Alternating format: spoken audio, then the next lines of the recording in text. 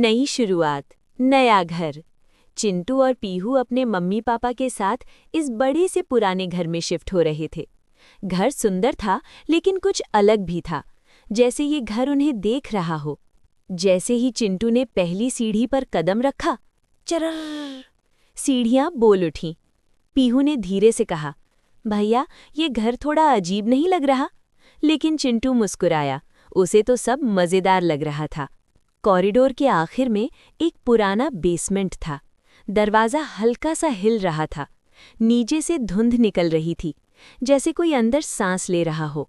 रात के ठीक 12 बजे घड़ी ने 12 बार आवाज़ की, टन टन टन, और हर आवाज़ के साथ घर की हवा थोड़ी और ठंडी होती गई।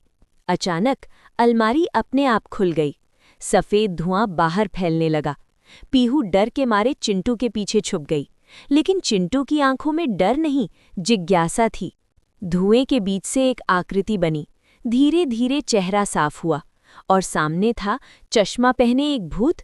उसने मुस्कुराकर कहा, मैं हूं भूतू भैया। लेकिन चिंटू की नज़र दीवार पर पड़ी। वहां एक और परछाई थी, जो भूतू की नहीं थी। उस परछाई की आंखें लाल चमक रही थीं। अचानक पूरे घर की लाइट चली गई। कमरे में सिर्फ चांदनी बची थी और अंधेरे में 2 लाल आंखें चमक रही थीं। क्या भूतू अकेला नहीं था?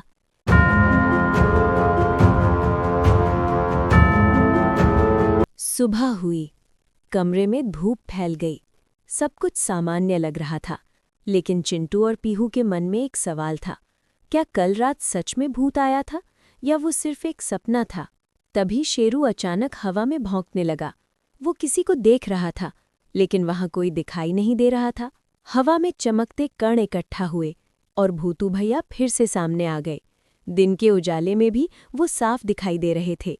भूतों ने पूरी ताकत से डराने की कोशिश की, हूँ, लेकिन आवाज बीच में ही फंस गई। पीहू हंस पड़ी, आप डरावने कम मज़ेदार ज्यादा हो। भूतों की मुस्कान गायब हो गई। पहले लोग मुझे देखकर तालियां बजाते थे, अब हंसते हैं। उसकी आवाज़ में दर्द साफ सुनाई दे रहा था। मैं पहले जादूगर था, भूतू ने धीमी आवाज़ में कहा। एक शो, एक गलती और सब कुछ बदल गया। तभी खिड़की के बाहर कुछ हिलता हुआ दिखा। काला धुआं गोल गोल घूम रहा था। आसमान अचानक धुंधला पड़ गया। भूतू का चेहरा अचानक बदल गया। वो मुझे ढूंढते हुए यहाँ तक आ गया, और अगले ही पल खिड़की का शीशा अपने आप चटक गया। क्या वो काला साया अब घर के अंदर आने वाला था?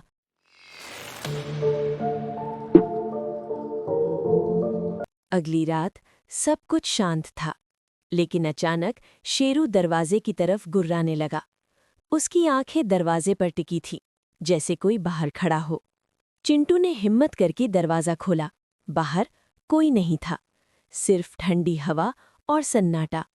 लेकिन जमीन पर काले राख जैसे निशान बने थे, जैसे किसी ने जलते कदमों से चलकर यहाँ तक सफ़र किया हो। भूतू ने धीमी आवाज़ में कहा, ये उसी के कदमों के निशान हैं। पीहू ने डरते हुए पूछा, कौन? भूतू ने बताया, मेरा एक साथी था, राघव। हम साथ में जादू शो करते थे, लेकिन उसे मेरी तारीफों से जलन होने लगी। एक शो के दौरान राघव ने काला जादू किया और अचानक एक भयानक धमाका हुआ। जब धुआं छटा, मैं भूत बन चुका था और राघव साया। तभी आईने में कुछ अजीब हुआ। चिंटू की जगह एक साये का चेहरा दिखाई दिया। अगले ही पल आईना खुद ब खुद टूट गया। भूतू फुसफुसाया, उसने हमें देख लिया। अब खेल सच में शुरू हो चुका था। उस रात अचानक पूरा घर बर्फ जैसा ठंडा हो गया। सांस लेते ही मुंह से धुआं निकलने लगा, जैसे किसी ने घर की सारी गर्मी खींच ली हो। और फिर सीढ़ियों के ऊपर एक लंबी काली आकृति दिखाई दी। उसकी लाल आंखें अंधेरे को चीर रही थीं। एक भारी गूंजती हुई आवाज आई, भूतू, छुपना बंद कर। घर की दीवारें हल्की हल्की कांपने लगीं। भूतू बच्चों के आगे आ गया। उसकी आवाज अब दृढ़ थी, इनका इससे कोई लेना देना नहीं। साया हंसा, एक ठंडी डरावनी हंसी। अब है। उसके शब्द हवा में गूंज गए। अचानक पीहू जमीन से ऊपर उठने लगी। उसका टेडी नीचे गिर गया। पीहू, चिंटू चिल्लाया। साया ने पीहू को धीरे से नीचे छोड़ा और फुसफुसाया, 3 दिन, बस 3 दिन। और अगले ही पल वो धुएं में बदलकर गायब हो गया। घर फिर से शांत था, लेकिन अब समय शुरू हो चुका था। 3 दिन, सिर्फ 3 दिन।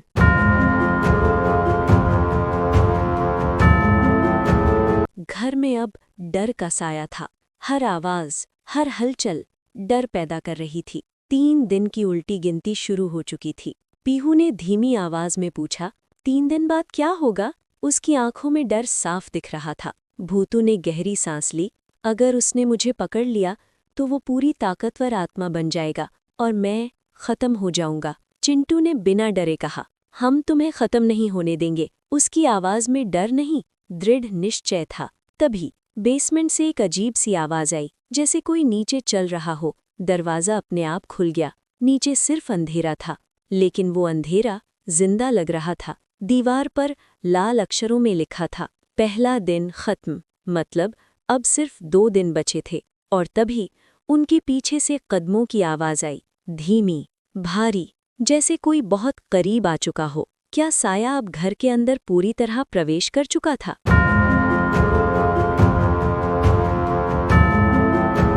बेसमेंट में अंधेरा गहरा था। हर कदम पर धूल उड़ रही थी, लेकिन उसी अंधेरे में शायद कोई जवाब छुपा था। कोने में एक पुराना संदूक रखा था, जैसे वो सालों से किसी का इंतजार कर रहा हो। संदूक के अंदर एक जादुई किताब थी और एक टूटी हुई जादू की छड़ी। भूतों की आंखें फैल गईं। भूतों ने धीमी आवाज में कहा, ये मेरी छड़ी है। उसकी आवाज में यादों की गूंज थी। अचानक अंधेरे में आवाज गूंजी, उसे छूना मत। राघव का साया अब यहीं था। छड़ी अचानक हवा में उठ गई। उसके चारों तरफ नीली और लाल ऊर्जा टकराने लगी, जैसे 2 ताकतें उसे अपनी ओर खींच रही हों। और फिर छड़ी का आधा हिस्सा काला पड़ गया, जैसे साया ने उसकी आधी ताकत छीन ली हो। अब ये जादू अधूरा था। अंधेरे में एक धीमी फुसफुसाहट गूंजी, अब ये मेरी है। और छड़ी जमीन पर गिर पड़ी। क्या अब साया और ताकतवर हो चुका था?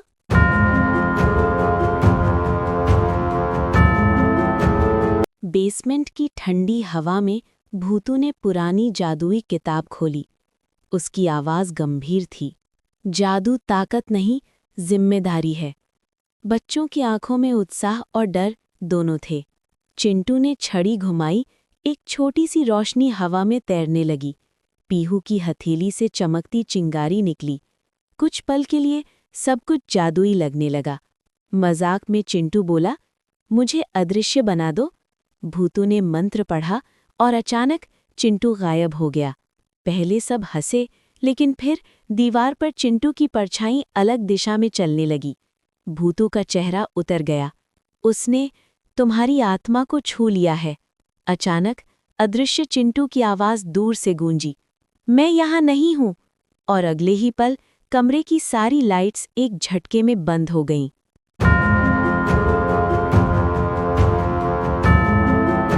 अगली सुबह चिंटू की आंखों में नींद नहीं, डर था। उसका शरीर भारी लग रहा था, जैसे कोई उसकी ऊर्जा खींच रहा हो। अचानक ब्लैक बोर्ड पर चौक अपने आप चलने लगी। दूसरा दिन, क्लास में सन्नाटा छा गया। चिंटू के कान के पास ठंडी फुसफुसाहट गूंजी, अब बच नहीं पाओगे। उसकी सांसें तेज हो गईं। अचानक पंखा तेज घूमने लगा, इतना तेज कि वह गिरने ही वाला था। बच्चों में अफरा तफरी मच गई। पीहू ने आंखें बंद कीं और धीरे से मंत्र बोला। एक सुनहरी रोशनी फैली और पंखा रुक गया। लेकिन खतरा टला नहीं था। क्लास के बीच में काला धुआं इकट्ठा हुआ और साया प्रकट हुआ। आज रात, आखिरी तैयारी। और वह हवा में खुल गया। और जब सब खत्म हुआ, चिंटू की हथेली पर एक काला निशान उभर आया। ये सिर्फ निशान नहीं था, ये आने वाले तूफान की चेतावनी थी।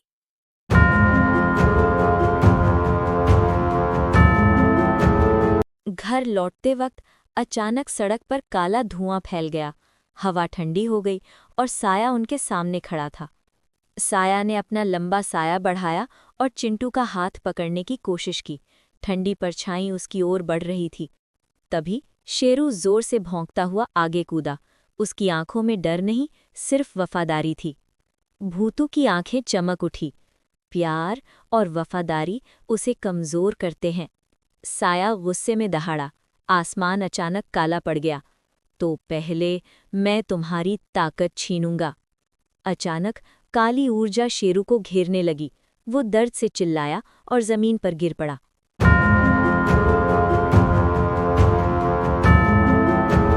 कमरे की दीवार पर खून जैसे अक्षर उभरने लगे।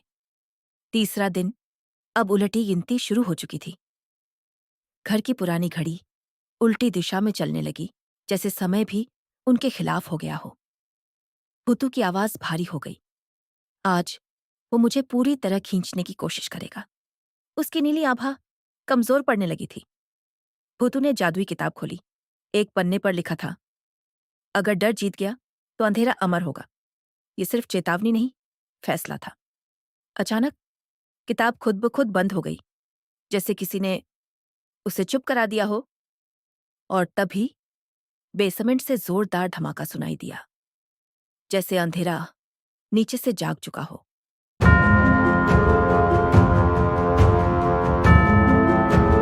रात गहरी हो चुकी थी। बिजली आसमान को चीर रही थी, जैसे खुद प्रकृति आने वाले युद्ध की गवाह हो। घर के बीचों बीच साया अब अपने पूरे आकार में खड़ा था। पहले से बड़ा, पहले से ज्यादा खतरनाक। उसकी भारी आवाज गूंजी। समय खत्म और कमरे की हवा ठंडी हो गई। साया ने अपना हाथ बढ़ाया और चिंटू के काले निशान पर रख दिया। निशान आग की तरह जल उठा। भूतू ने अपनी पूरी ताकत जुटाई। नीली रोशनी चारों ओर फैल गई। अब ये सिर्फ बचाव नहीं, युद्ध था। नीली और काली ताकतें टकराईं। घर की दीवारें कांपने लगीं। छत से धूल गिरने लगी। साया, हंसा, तुम अकेले हो। उसकी आवाज में जीत का अहंकार था। अचानक जादुई किताब हवा में उठी और साया की ओर खींचने लगी, जैसे ज्ञान भी अंधेरे के कब्जे में जा रहा हो।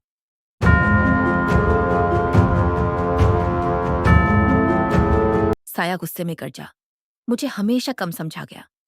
उसकी आवाज में दर्द था, सिर्फ क्रोध नहीं।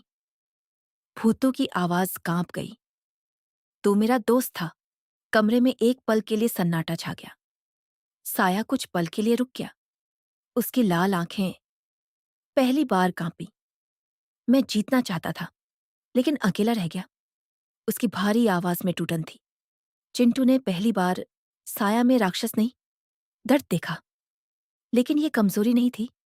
अचानक उसके पीछे छोटे छोटे साए बनने लगे। जितना उसका दर्द बढ़ा, उतनी उसकी ताकत भी बढ़ी। भूतू ने धीरे से कहा, वो अपनी ताकत बढ़ा रहा है।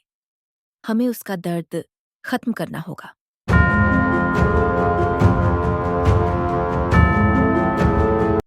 घर के अंदर तूफान जैसा माहौल था।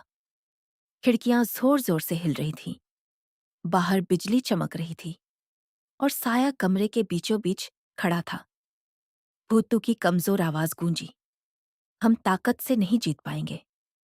पीहू ने जल्दी जल्दी पन्ने पलटे।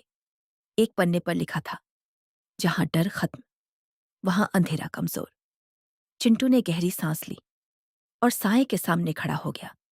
साया हंसा, मुझसे टकराओगे? चिंटू बोला, तुम डरावने हो, लेकिन मजेदार नहीं। पीहू ने जानबूझकर साये की चाल की नकल की। शेरू ने मजेदार आवाज निकाली। कुछ पल के लिए साया रुक गया। घर के अंदर हल्की रोशनी फैलने लगी। भूतू फुसफुसाया, ये काम कर रहा है। लेकिन अचानक साया जोर से दहाड़ा। छत में दरार पड़ गई। फर्श कांपने लगा। मुझे मजाक मत समझो। और अगले ही पल पूरा घर अंधेरे में डूब गया।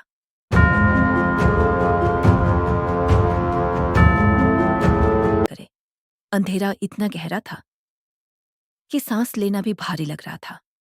सिर्फ दो लाल आंखें खामोशी को चीर रही थीं। भूतू बच्चों के सामने आ गया। उसकी नीली रोशनी कांप रही थी, लेकिन वो पीछे नहीं हटा। अचानक दीवारों से काले हाथ निकल आए और बच्चों की तरफ बढ़ने लगे। पीहू ने आंखें बंद की और मंत्र बोलना शुरू किया। कुछ हाथ धुएं में बदल गए, लेकिन साया हवा में उठ गया।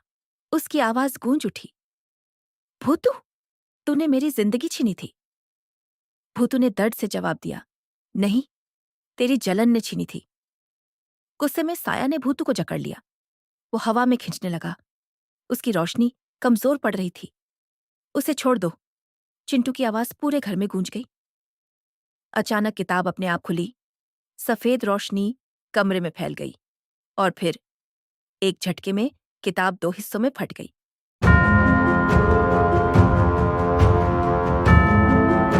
करें, किताब फट चुकी थी। उसके पन्ने फर्श पर बिखरे थे और उम्मीद जैसे हवा में घुल गई थी। भूतू की रोशनी कांप रही थी, जैसे कोई आखिरी सांस ले रहा हो। साया धीरे धीरे जमीन पर उतरा। अब वो पहले से भी ज्यादा ताकतवर था। अब कोई तुम्हें नहीं बचाएगा, उसकी आवाज कमरे में गूंज उठी। उसने चिंटू के हाथ के काले निशान को छुआ और अचानक निशान चमक उठा। चिंटू दर्द से झुक गया, जैसे कोई आग उसके अंदर जल रही हो। हम हार नहीं सकते, पीहू की आवाज आंसुओं के बीच भी मजबूत थी। अचानक कमरे में हल्की गर्माहट फैल गई, जैसे उम्मीद की छोटी चिंगारी। डर ही मेरी ताकत है, साया चीखा और जमीन कांप उठी। जमीन में बड़ी दरार खुल गई। नीचे सिर्फ गहरा अंधेरा था। अगर मैं डूबा तो तुम सब साथ डूबोगे।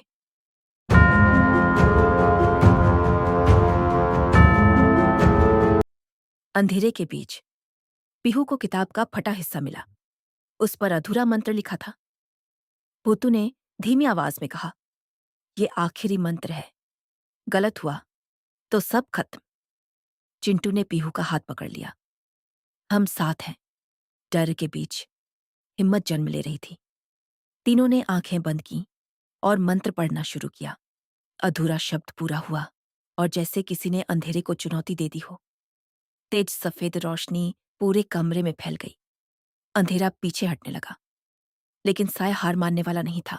वो जोर से चिल्लाया और पूरी ताकत से हमला किया। रोशनी और अंधेरा सीधे टकरा गए और फिर एक भयानक धमाका हुआ, जैसे आसमान फट गया हो।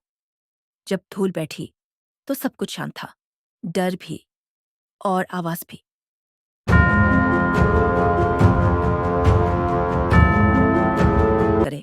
धमाके के बाद कमरे में सिर्फ धुआं था और एक अजीब सा सन्नाटा। भूतू वो जमीन पर गिरा पड़ा था। उसकी नीली रोशनी बस टिमटिमा रही थी। साया अब पहले जैसा नहीं था। वो घुटनों पर झुका हुआ था। चिंटू धीरे धीरे उसकी तरफ बढ़ा। डर अब सवाल बन चुका था। आप इतने गुस्से में क्यों हो ईशो? उसकी आवाज में अब डर नहीं, जिज्ञासा थी।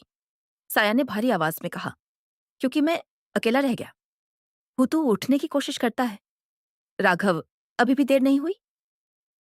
कुछ पल के लिए सब शांत था, जैसे फैसला हवा में लटका हो।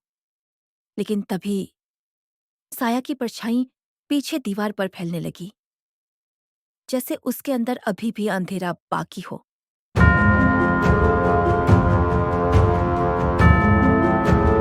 अचानक साया की परछाई उससे अलग हो गई और दीवार से उतरकर सामने खड़ी हो गई। अब कमरे में 2 साए थे, एक कमजोर और एक बेहद खतरनाक। भूतू समझ गया, ये उसका बचा हुआ अंधेरा है। खतरनाक साया गरजा और पूरी ताकत से हमला कर दिया। हमले की ताकत से बच्चे पीछे जा गिरे। शेरू जोर से भौंका, जैसे वो अंधेरे को चुनौती दे रहा हो।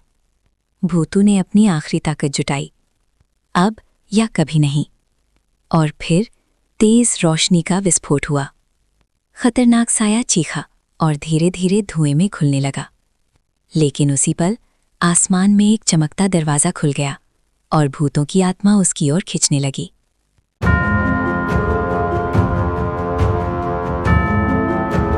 भूतू धीरे धीरे ऊपर उठ रहा था, जैसे कोई अदृश्य ताकत उसे बुला रही हो। मत जाओ!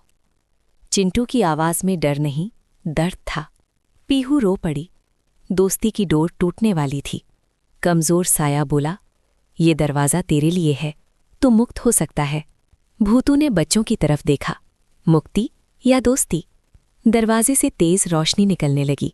कमरा हिलने लगा। अगर भूतू नहीं गया तो ये दरवाज़ा फट सकता था। बच्चे एक साथ चिल्लाए, हम तुम्हें खोना नहीं चाहते। रोशनी और तेज हो गई, जैसे फैसला उसी पल होना हो। एक पल के लिए समय जैसे रुक गया। मुक्ति या दोस्ती?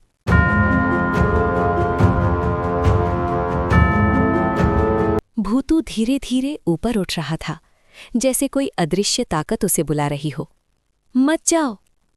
चिंटू की आवाज में डर नहीं, दर्द था। पीहू रो पड़ी। दोस्ती की डोर टूटने वाली थी।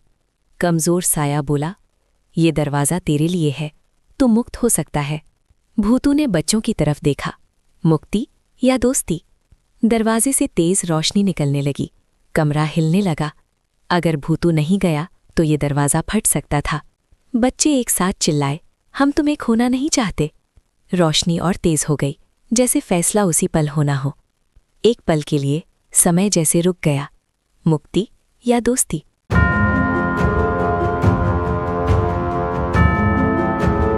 भूतू ने गहरी सांस ली और बच्चों की तरफ मुस्कुराया।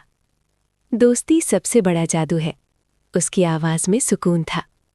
वो धीरे धीरे दरवाजे की तरफ बढ़ा और रोशनी में गायब हो गया।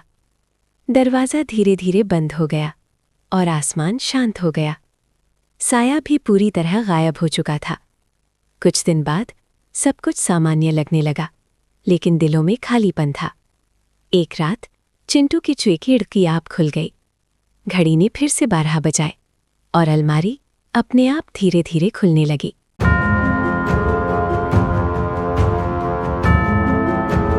कमरा पूरी तरह अंधेरे में डूबा था। सिर्फ चांदनी की हल्की रेखा खिड़की से अंदर आ रही थी। अचानक एक जानी पहचानी आवाज गूंजी, होमवर्क पूरा किया? चिंटू झटके से उठ बैठा। दिल तेज धड़क रहा था।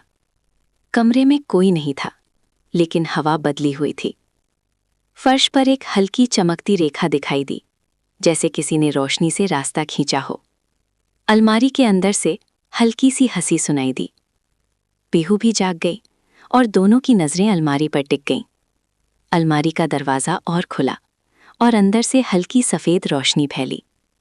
रोशनी में चश्मा पहने एक आकृति की परछाई दिखी, लेकिन उसी पल उसके पीछे एक पतली काली परछाई भी दिखाई दी और आवाज़ गूंजी, दोस्ती खत्म नहीं होती, पर अंधेरा कभी पूरी तरह जाता भी नहीं। और इस तरह ये सीज़न समाप्त होता है। अगला सीज़न एक नए रहस्य को लेकर जल्द ही आने वाला है।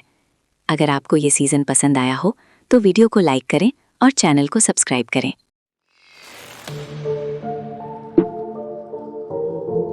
रात गहरी हो चुकी थी। कमरे में बस चांदनी की हल्की रोशनी थी।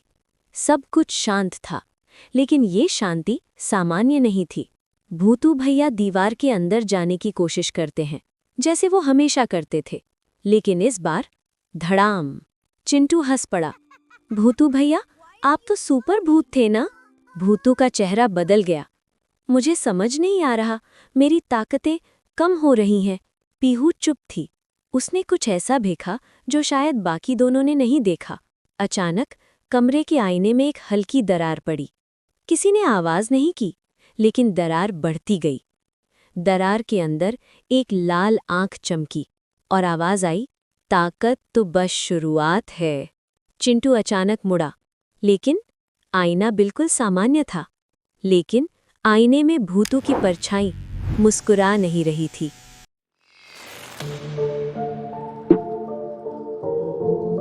सुबह हो चुकी थी। सब कुछ सामान्य लग रहा था, जैसे रात की घटनाएं सिर्फ सपना हो।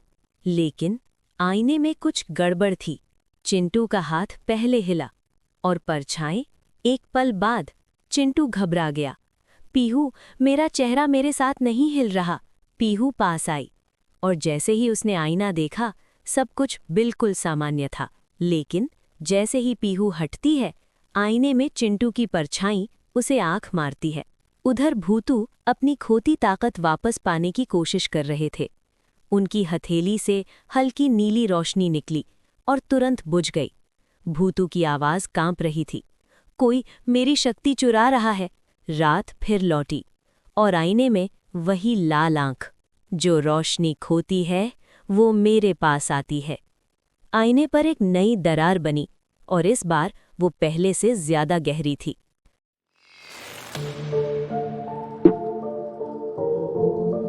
रात गहरी थी और अचानक पीहू के पैरों के नीचे की जमीन जैसे खिसक गई। चिंटू ने बिना सोचे पीहू का हाथ पकड़ लिया।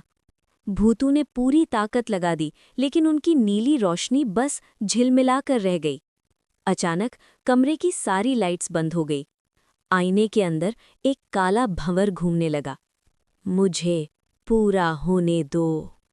चिंटू ने पूरी ताकत से पीहू को पीछे खींचा और उसी पल भंवर अचानक रुक गया। किसी तरह पीहू बच गई, लेकिन कमरा अब भी ठंडा था। लेकिन इस बार आईने में कुछ साफ दिख रहा था, एक छाया जो भूतू जैसी लग रही थी। आईने में जो छाया खड़ी थी वो भूतू जैसी थी, लेकिन उसकी आंखें लाल थीं।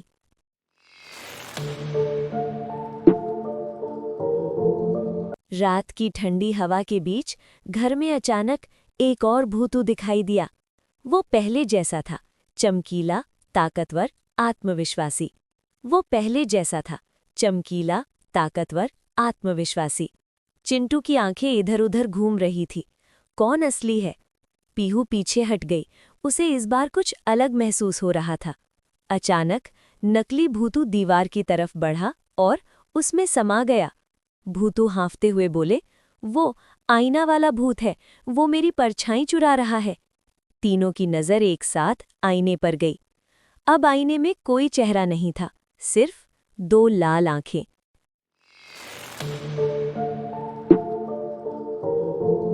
घर के पुराने स्टोर रूम में, जहां सालों से कोई नहीं गया था, चिंटू को कुछ अजीब सा महसूस हुआ। एक पुराने संदूक में उसे दादी की डायरी मिली। डायरी के पन्नों में लिखा था, आईना लोक का रक्षक अगर टूट जाए तो परछाई जीवित हो जाती है। पीहू ने अगली लाइन पढ़ी, जिसकी ताकत ज्यादा होगी वही असली रहेगा। भूतू चुप हो गए, जैसे उन्हें सब समझ आ गया हो। चिंटू ने धीरे से पूछा, मतलब वो आपकी ताकत से खुद को बना रहा है? भूतू बोले, और अगर वो पूरा बन गया तो मैं मिट जाऊंगा। तीनों की नज़र फिर आईने की तरफ गई और तभी आईने से एक ठंडी हंसी गूंजी।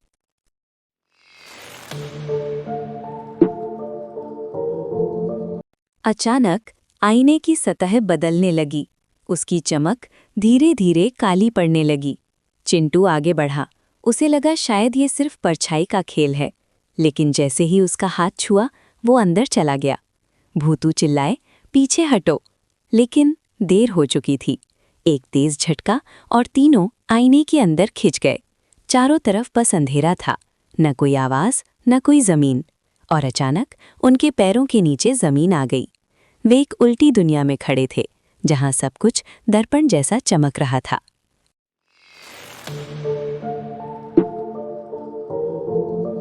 ये आईना लोक है, एक ऐसी दुनिया जहां सब कुछ उल्टा है। यहाँ पेड़ जमीन में नहीं, आसमान में जड़े हुए हैं और आवाजें हमेशा पीछे से आती हैं। चिंटू ने आगे देखा और सामने वो खुद खड़ा था। डुप्लीकेट की आवाज़ ठंडी थी, तुम्हें यहाँ नहीं आना चाहिए था। भूतू की चमक अब लगभग गायब थी। आईना लोक उन्हें कमज़ोर कर रहा था। पीहू ने महसूस किया कोई उन्हें देख रहा है, और तभी उनकी नज़र सामने गई। सामने सिंहासन पर आईना वाला भूत बैठा था।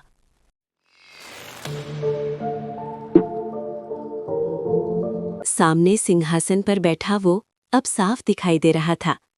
उसका चेहरा टूटे हुए शीशे जैसा था, हर टुकड़ा अलग कहानी दिखा रहा था। वो भारी आवाज में बोला, मैं अधूरा था, तुम्हारी रोशनी ने मुझे जीवन दिया। भूतों का गुस्सा अब डर से बड़ा था।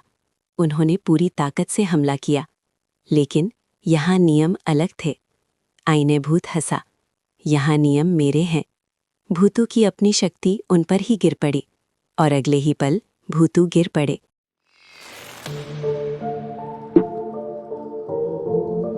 आईना लोक में सन्नाटा था, लेकिन डर हवा में तैर रहा था।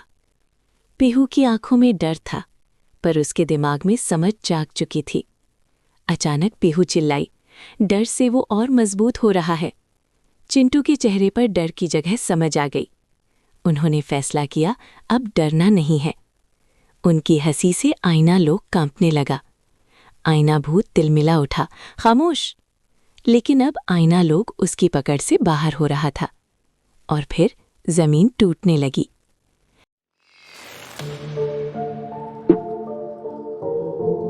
आईना लोक का पहले जैसा नहीं था। हर तरफ कांच के चमकते पहाड़ खड़े थे। जमीन पर फैले टुकड़ों में अलग अलग परछाइयां कैद थीं। भूतू की आवाज अब पहले से भी कमजोर थी। मेरी असली परछाई इन्हीं टुकड़ों में कहीं है। चिंटू ने एक टुकड़ा उठाया। पीहू की हंसी अचानक थम गई। जैसे ही चिंटू ने टुकड़ा पकड़ना चाहा, वो हवा में उड़ने लगा। अचानक चारों तरफ कांच के टुकड़े घूमने लगे। आईना भूत की आवाज गूंजी, अधूरी परछाई कभी पूरी नहीं होती। भूतू ने पूरी ताकत से उड़ते टुकड़े को पकड़ लिया, लेकिन तभी जमीन फट गई और नीचे गहरा अंधेरा दिखाई देने लगा।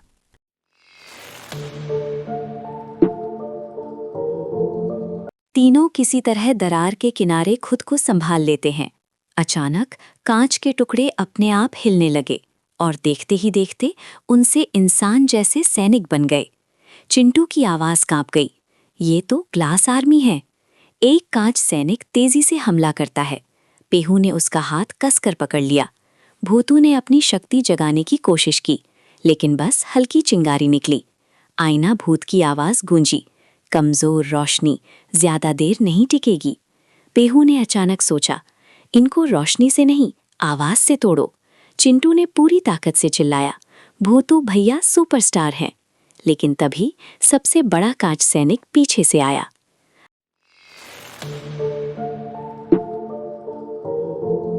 चिंटू गुस्से में दौड़ा और कांच सैनिक पर कूद गया। दोनों नीचे गिर पड़े। जमीन अचानक पिघल गई। चिंटू एक पारदर्शी कांच के पिंजरे में कैद हो गया। पीहू चीखी, चिंटू! आईना भूत पास आया। आईना भूत, डर सबसे बड़ी ताकत है। चिंटू पहले डरता है, फिर मुस्कुराता है। चिंटू, हम डरेंगे नहीं। पिंजरे में हल्की दरार पड़ने लगी। आईना भूत गुस्से में हाथ उठाता है और तभी पिंजरे की छत टूटने लगी। तीनों की नजरें पिंजरे पर थीं। क्या चिंटू बाहर निकल पाएगा?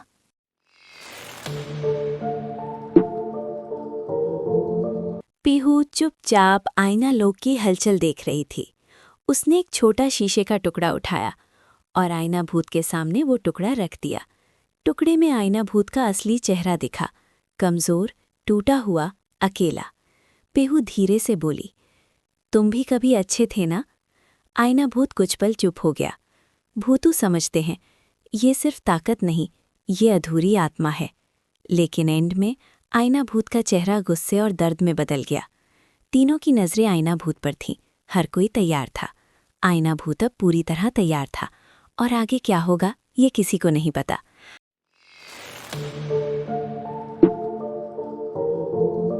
नकली भूतू अचानक सामने आया। उसने कहा, मैं उसकी कैद में हूं। वो मेरी रोशनी से बना है। चिंटू समझ गया, मतलब तुम भी फंसे हो? फेक भूतू ने आगे बताया, अगर असली परछाई जुड़ जाए हम दोनों आज़ाद हो सकते हैं। आईना भूत गुस्से में हमला करता है। नीली और लाल रोशनी टकराती हैं। पीहू ने देखा, नीली रोशनी ज़्यादा मजबूत है अगर हम डर से नहीं लड़ेंगे। चिंटू ने भी हिम्मत दिखाई, आवाज़ से मदद की। नीली और लाल रोशनी का मुकाबला पूरे आईना लोक में महसूस हुआ। दोनों भूतू अब एक दूसरे के करीब थे। क्या उनकी असली परछाई जुड़ पाएगी?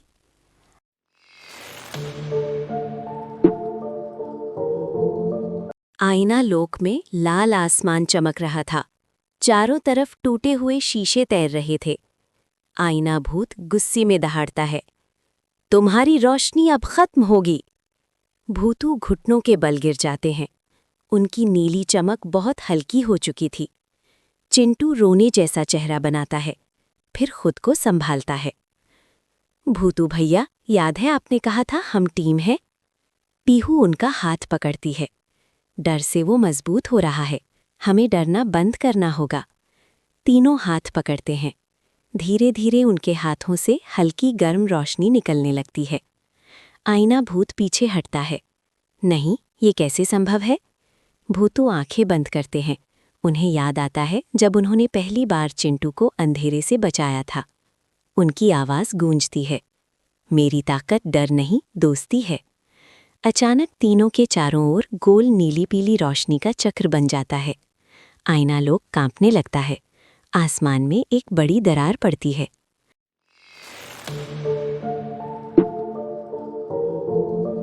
दरार से चमकती रोशनी नीचे गिरती है। हर रोशनी में एक याद दिखाई देती है। चिंटू की हंसी, पीहू की शरारत, भूतू का वादा।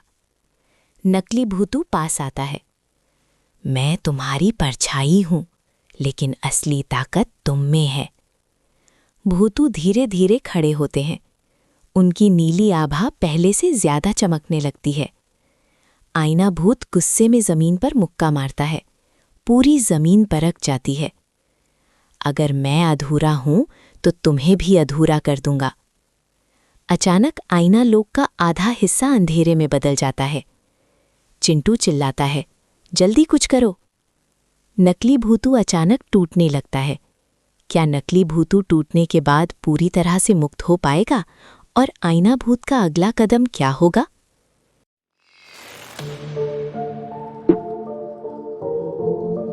नकली भूतों के शरीर में दरारें पड़ने लगीं।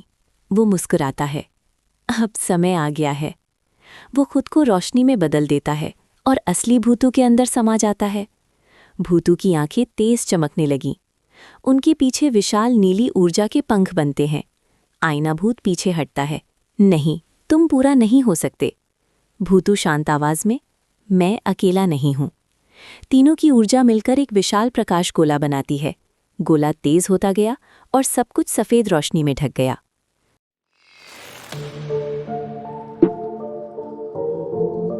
रोशनी के बीच आईना भूत का असली रूप दिखता है। एक टूटी हुई अकेली आत्मा। आईना भूत धीमी आवाज में, मुझे बस पूरा होना था। पीहू कहती है, पूरा होने के लिए किसी को तोड़ना जरूरी नहीं।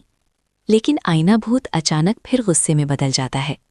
वो लाल बिजली छोड़ता है। नीली और लाल रोशनी टकराती है। भयानक विस्फोट होता है। आईना लोक की दीवारें गिरने लगती हैं। भूतू पूरी ताकत लगाते हैं।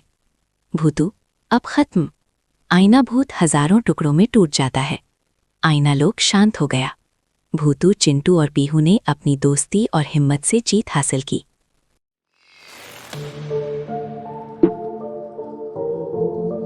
पूरी आईना दुनिया बिखरने लगती है। कांच की बारिश शुरू हो जाती है। चिंटू, यहां से निकलना होगा। एक छोटा गोल पोर्टल खुलता है। उनके कमरे की झलक दिखती है। लेकिन पोर्टल धीरे धीरे छोटा हो रहा है। पीहू का पैर फिसलता है। वो गिरने लगती है। चिंटू उसका हाथ पकड़ता है। भूतू दोनों को धकेलते हैं। अचानक पीछे से लाल चमक हमला करती है। भूतू उस लाल चमक में गायब हो जाते हैं।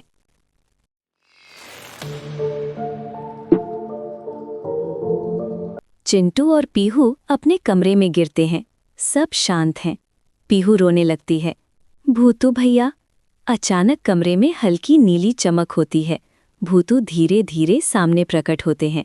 चिंटू खुश होकर गले लगाता है। भूतू मुस्कुराते हैं। मैं वापस आ गया। लेकिन जमीन पर कुछ गिरता है। एक छोटी लाल चमकती आंख। वो धीरे धीरे झपकती है। आंख दीवार के आईने की तरफ रेंगने लगती है। क्या आईना भूत पूरी तरह खत्म हो गया था या कुछ अधूरा अभी भी जिंदा है?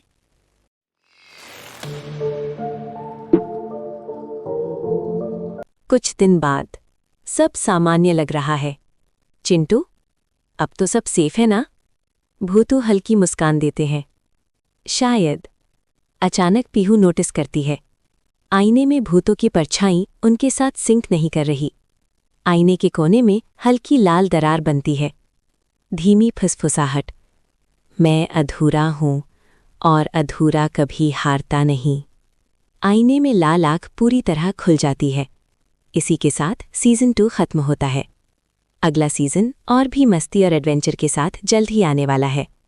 अगर ये सीजन पसंद आया हो तो वीडियो को लाइक और चैनल को सब्सक्राइब करें।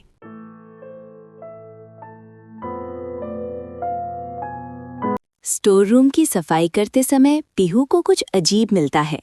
एक बहुत पुरानी जली हुई डायरी।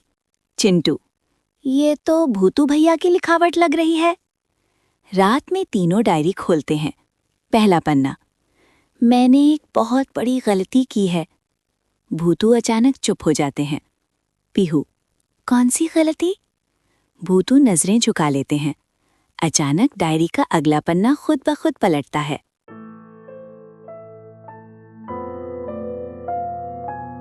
डायरी में लिखा है, मैं कभी सिर्फ रक्षक नहीं था। चिंटू चौंकता है। मतलब? भूतू धीरे से कहते हैं, बहुत साल पहले मैं शक्तिशाली था, लेकिन अकेला भी। फ्लैशबैक शुरू। युवा भूतू, नीली नहीं बल्कि गहरी बैंगनी आभा में। उनके सामने एक काली आत्मा, कालरुद्र। कालरुद्र, ताकत चाहिए? मेरे साथ आओ। भूतों का चेहरा गंभीर, जैसे वो हाँ कहने वाले हों।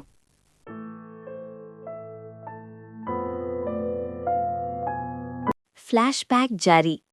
भूतू ताकत पाने के लिए कालरुद्र से समझौता करते हैं। कुछ समय तक वे बेहद शक्तिशाली बन जाते हैं, लेकिन उनकी शक्ति से कई छोटी आत्माएं घायल होती हैं। युवा भूतू समझ जाते हैं ताकत ने उन्हें बदल दिया है। भूतू वर्तमान में, मैं अंधेरे के करीब चला गया था। चिंटू, आपने किसी को चोट पहुंचाई? भूतू जवाब नहीं देते। अचानक डायरी में एक नाम चमकता है, आरव।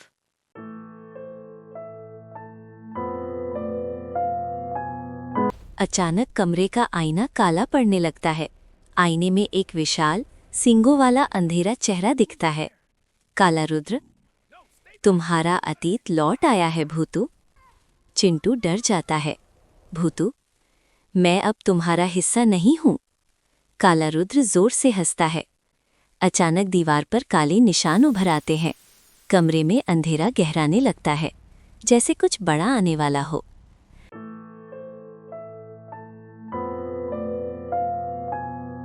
रात गहरी हो चुकी है। घर में सब सो रहे हैं। पीहू को अचानक एक सपना आता है। वो देखती है एक पुराना सुनसान स्कूल। कक्षा के अंदर एक बच्चा अकेला बैठा है।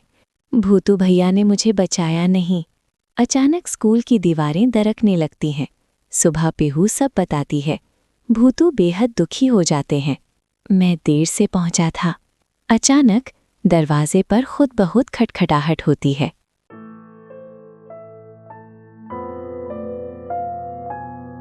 खट खट खट। चिंटू धीरे धीरे दरवाजे के पास जाता है। दरवाज़ा खुलता है, लेकिन बाहर कोई नहीं। फर्श पर हल्की चमकती लकीरें बन रही हैं। भूतू धीरे से कहते हैं, ये आरव का संकेत है। भूतू की आंखों में पुरानी याद चमकती है। एक तेज तूफानी रात, स्कूल की छत टूट रही थी। युवा भूतू पहुंचते हैं, लेकिन एक पल देर। भूतू की आवाज़ धीमी हो जाती है, मैंने कोशिश की थी। फर्श पर बना प्रतीक अचानक अधूरा रह जाता है, जैसे कोई और हिस्सा बाकी हो।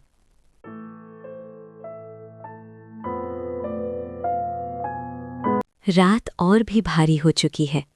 डायरी मेज पर रखी है और अचानक उसका अगला पन्ना खुद ब खुद खुल जाता है।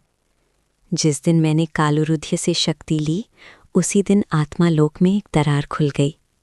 फ्लैशबैक शुरू होता है। कालरुद्र, तुम्हें ताकत चाहिए या सम्मान? युवा भूतू, दोनों। कालरुद्र हंसता है और काली ऊर्जा भूतों के चारों ओर लिपट जाती है। वर्तमान में घर की लाइट्स एक एक करके फूटने लगती हैं। पीहू, ये सब उसी सौदे की वजह से हो रहा है। भूतू सिर झुका लेते हैं। अचानक दीवार पर एक दरार पड़ती है और उस दरार से काला धुआं निकलने लगता है।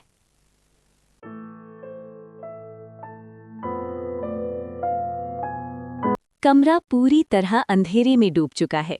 सिर्फ दीवार की दरार से निकलता काला धुआं दिखाई दे रहा है। अचानक एक तेज सुनहरी रोशनी फूटती है। सुनहरी रोशनी के बीच एक शांत आकृति प्रकट होती है, देवांश। संतुलन बिगड़ चुका है। आप भूत हैं या एंजल? मैं रक्षक हूं, लेकिन तुम्हारे भूतू जैसा नहीं। तुमने शक्ति ली थी, लेकिन संतुलन तोड़ा था। मैंने गलती मानी है। गलती मानना काफी नहीं, सामना करना होगा। अचानक कालरुद्र की हंसी गूंजती है। काला धुआं फैलता है और सुनहरी व काली ऊर्जा हवा में टकराती हैं।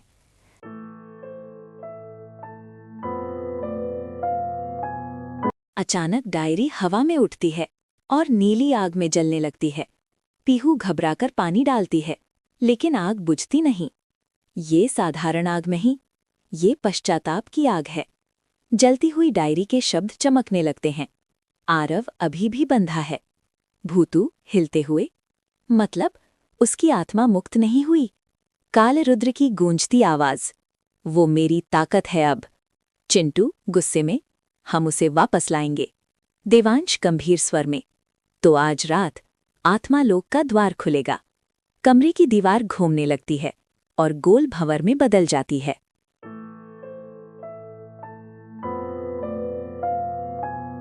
भंवर के अंदर सब कुछ धुंधला है। जमीन नहीं, आसमान नहीं, सिर्फ तैरती हुई धुंध। धुंध के बीच एक कमजोर चमकती आकृति खड़ी है। आरव, कमजोर आवाज, भूतू भैया आप आए? भूतू की आंखें भर जाती हैं। मैं माफी मांगने आया हूं। अचानक काली जंजीरें जमीन से निकलती हैं। जंजीरें आरव को जकड़ लेती हैं। उसकी रोशनी और भी कमजोर पड़ जाती है। धुंध काली होने लगती है और काल रुद्र प्रकट होता है। माफी? अब बहुत देर हो चुकी। जंजीरें और कस जाती हैं। आरव दर्द से चिल्लाता है।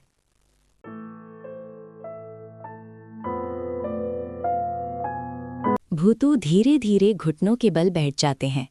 उनकी रोशनी अब शांत है, अहंकार नहीं। आरव, मैं देर से पहुंचा, लेकिन जानबूझकर नहीं। आरव की आंखों से हल्की रोशनी निकलती है।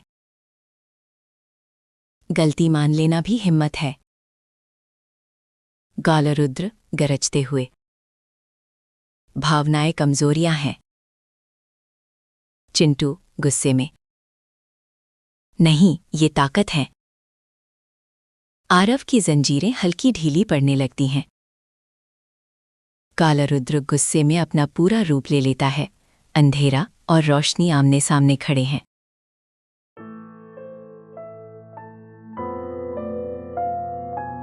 कालरुद्र और विशाल हो जाता है। उसका धुआं आसमान तक फैल जाता है। काली बिजली चारों तरफ गिरती है। देवांश अपने हाथ उठाते हैं और सुनहरी ढाल बनाते हैं। भूतू अपनी नीली ऊर्जा से आरव को ढक लेते हैं। चिंटू और पीहू एक दूसरे का हाथ पकड़ते हैं। तुम्हारा अतीत तुम्हें खत्म करेगा। कालरुद्र का वार भूतू से टकराता है और उनकी आभा फिर से बदलने लगती है।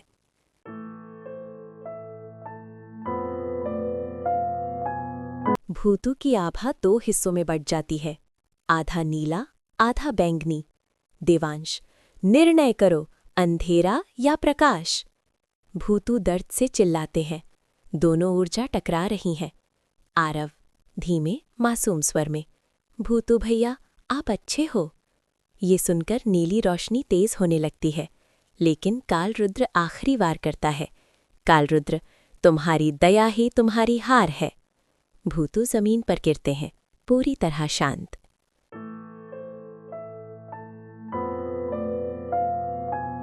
सब कुछ शांत। तूफान रुक चुका है। चिंटू रोते हुए, उठो भूतू भैया। अचानक भूतू की आंख खुलती है।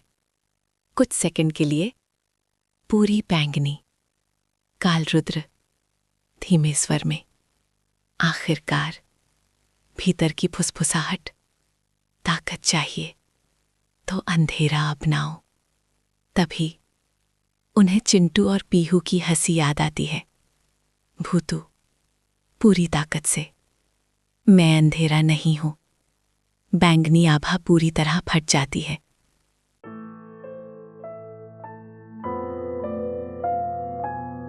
कालरुद्र की काली ऊर्जा पूरे आत्मालोक में फैल चुकी है। आसमान धुएं से भर गया है। देवांश अपनी सुनहरी ढाल से सबको बचा रहे हैं, लेकिन ढाल में दरारें पड़ने लगी हैं। चिंटू आवाज कांपती हुई, आपने हमसे ये सब छुपाया क्यों? अगर पहले बता देते तो हम मिलकर कुछ करते। भूतू चुप हैं, उनकी आभा हल्की हल्की कांप रही है। भूतू धीमे स्वर में, मैं डरता था कि अगर तुम सच जान गए तो तुम मुझे ही राक्षस समझोगे। पीहू शांत लेकिन दृढ़। गलती करने वाला बुरा नहीं होता, गलती छुपाने वाला अकेला हो जाता है। चिंटू आंखें नम। हम आपको छोड़कर नहीं जाने वाले, चाहे आप पहले जैसे रहो या नहीं। कालरुद्र गरजते हुए, भावनाएं खत्म हो जाएंगी और फिर तुम सब अकेले रह जाओगे। काली जंजीरें जमीन से निकलकर तीनों को पकड़ने लगती हैं। भूतू पूरी ताकत लगाते हैं, लेकिन उनकी नीली और बैंगनी आभा फिर से टकराने लगती है। देवांश, भूतू, अगर अंदर का अंधेरा शांत नहीं किया तो ये जंजीरें कभी नहीं टूटेंगी। भूतू आंखें बंद करते हैं। उनके चेहरे पर दर्द और पछतावा साफ दिखता है। अचानक उनकी बैंगनी आभा बहुत तेज चमकने लगती है।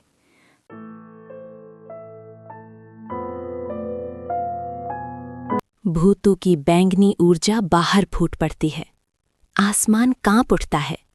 कुछ पल के लिए ऐसा लगता है जैसे वो कालरुद्र के साथ मिल रहे हों। नहीं, वापस आओ। देखा, उसका असली रूप यही है। मेरा अंधेरा मेरी गलती है, मेरी पहचान नहीं। नीली ऊर्जा अंदर से उठती है और बैंगनी ऊर्जा को घेर लेती है। देवांश अपनी सुनहरी शक्ति जोड़ते हैं। तीनों ऊर्जा, नीली, सुनहरी और हल्की बैंगनी, मिलकर एक विशाल ऊर्जा चक्र बनाती हैं। कालरुद्र हमला करता है। काली बिजली सीधी भूतू पर गिरती है। मैं भागना बंद कर चुका हूं। नीली ऊर्जा की लहर कालरुद्र को पीछे धकेल देती है। अचानक कालरुद्र की एक सींग टूटकर गिर जाती है। पहली बार कालरुद्र कमजोर पड़ा है, लेकिन क्या यही अंत है?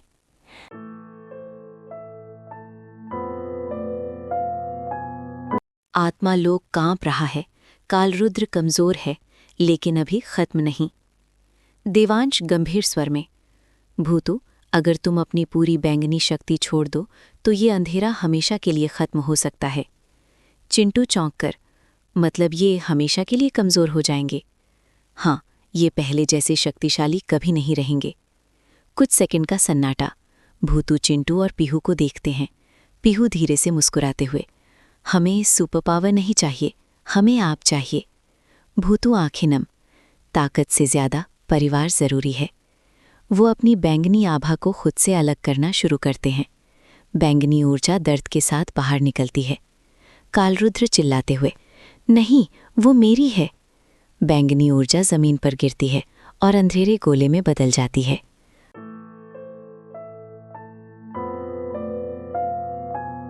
कालरुद्र आखिरी कोशिश में उस बैंगनी गोले को निगलने की कोशिश करता है, लेकिन भूतू अपनी बची हुई नीली शक्ति से उसे रोकते हैं।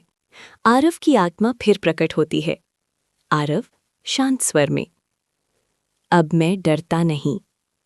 उसकी रोशनी बैंगनी गोले को शुद्ध करने लगती है।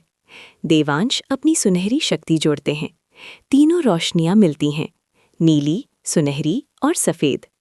कालरुद्र धीरे धीरे टूटने लगता है। कालरुद्र कमजोर स्वर में, अंधेरा कभी खत्म नहीं होगा। भूतू शांत लेकिन दृढ़, लेकिन हम उसे बढ़ने नहीं देंगे। अचानक तेज प्रकाश विस्फोट। कालरुद्र धुएं में बदलकर गायब हो जाता है।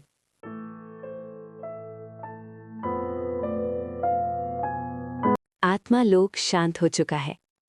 टूटी दरारें धीरे धीरे भरने लगती हैं। आरव मुस्कुराते हुए, अब मुझे शांति मिली। देवांश, तुमने संतुलन वापस ला दिया, लेकिन कीमत बड़ी थी। भूतू अब पहले से कमजोर दिखते हैं। उनकी आभा हल्की है, शांत है। चिंटू, अब आप दीवार के पार जा पाओगे? भूतू कोशिश करते हैं।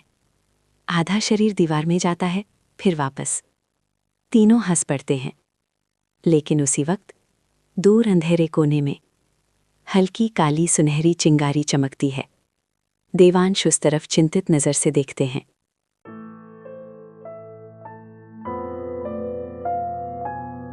घर में सब सामान्य है। कुछ दिन बीत चुके हैं। भूतू अब शांत है, कम शक्तिशाली, लेकिन खुश। रात गहराती है। डायरी का जला हुआ आखिरी पन्ना चमकता है। उस पर नए शब्द उभरते हैं। कालरुद्र एक सैनिक था। स्वामी अभी जागा नहीं है। अचानक कमरे का तापमान गिरता है।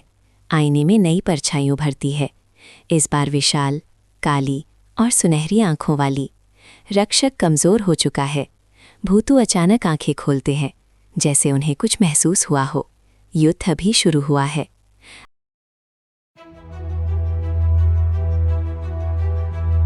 रात के ठीक 12 बजे अचानक पूरे मोहल्ले में कुत्ते एक साथ भौंकने लगते हैं। स्ट्रीट लाइट्स एक एक करके झपकती हैं। चिंटू खिड़की से झांकता है। गली के मोड़ पर सफ़ेद धुंध का गोल चक्र बनता है।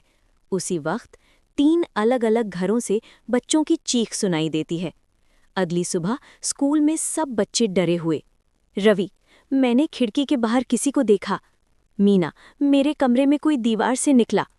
चिंटू और पीहू एक दूसरे को देखते हैं, चुप लेकिन समझते हुए। भूतू, ये सामान्य आत्माएं नहीं हैं, ये संगठित हैं। कमरे में सन्नाटा। धुंधली आकृतियां एक साथ रुकती हैं, कुछ सेकंड तक बिल्कुल स्थिर। फिर सभी एक साथ धीरे धीरे कैमरे की ओर मुड़ती हैं।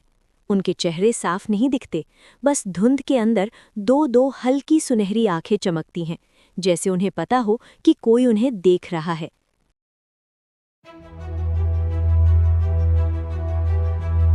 अब सिर्फ चिंटू नहीं, पूरे मोहल्ले के बच्चे अजीब परछाइयां देखने लगे।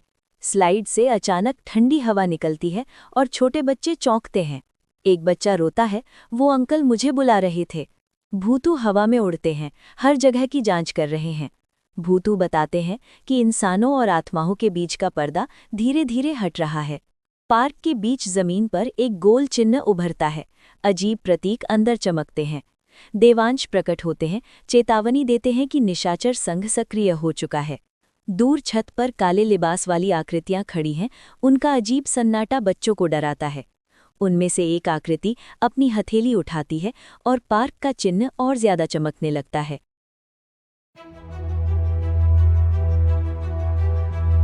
देवांश बताते हैं कि निशाचर संघ आत्माओं का एक गुप्त संगठन है। ये संतुलन नहीं चाहते, ये नियंत्रण चाहते हैं। फ्लैशबैक में दिखाई देता है, काले चोगे पहने आत्माएं, बीच में एक लंबी रहस्यमय परछाई। भूतू गंभीर स्वर में बताते हैं कि इनका मुखिया अर्धनिशा कहलाता है। रात को गली में अचानक सभी स्ट्रीट लाइट्स बंद हो जाती हैं। बच्चे डर के मारे अपने घरों में छिप जाते हैं। हर घर की खिड़की पर एक ही अजीब निशान चमकता है। चिंटू की खिड़की पर भी वही निशान उभरता है। सिर्फ निशान नहीं, ऊपर छत पर काले लिबास वाली आकृतियां खड़ी हैं, उनकी निगाहें सीधे नीचे बच्चों पर हैं।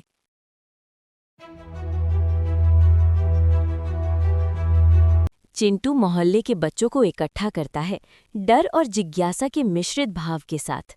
रवि हल्के कॉमिक अंदाज में कहता है, मतलब अब हम सुपर हीरो टीम हैं। पीहू गंभीर होकर कहती है, पहले डरना बंद करो।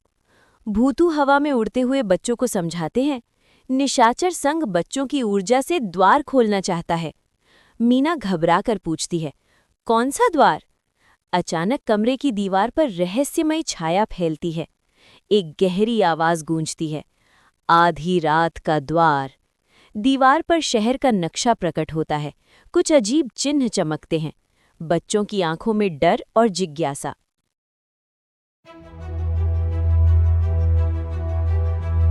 रवि अचानक अजीब और शांत दिखाई देता है। उसके चेहरे पर अजीब चमक। उसकी आंखें कुछ सेकंड के लिए काली हो जाती हैं, जैसे कोई अलग शक्ति उसमें प्रवेश कर रही हो। रवि धीमी और गहरी आवाज में कहता है, द्वार तैयार हो रहा है। भूतू हवा में जांच करते हैं। इनकी आत्मा पूरी तरह कब्जे में नहीं, लेकिन प्रभावित है। देवांश गंभीर स्वर में कहते हैं, अगर द्वार खुला तो पूरा शहर देख पाएगा उन्हें। रवि की परछाई धीरे धीरे उससे अलग होकर हवा में तैरती है, हंसती है। चिंटू और पीहू घबराकर पीछे हटते हैं। बाकी बच्चे डर और अचरज में फंस जाते हैं। रवि की परछाई हवा में स्थिर होकर सामने की ओर देखती है और पार्क का चिन्ह और ज्यादा चमकने लगता है।